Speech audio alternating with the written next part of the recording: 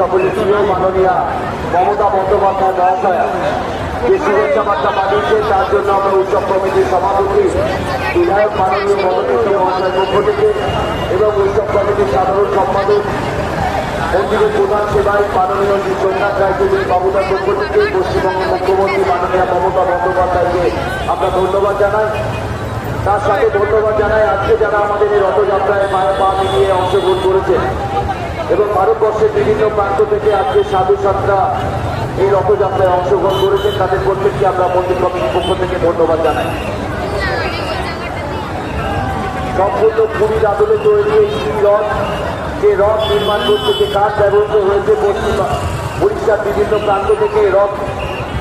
এই কাঠ নিয়ে আমাদের এই রথ নির্মাণ করা হয়েছে এবং যে সমস্ত শ্রমিক ভাইরা এই রথ নির্মাণ করেছে উড়িষ্যার বিভিন্ন প্রান্ত থেকে তারা আগত।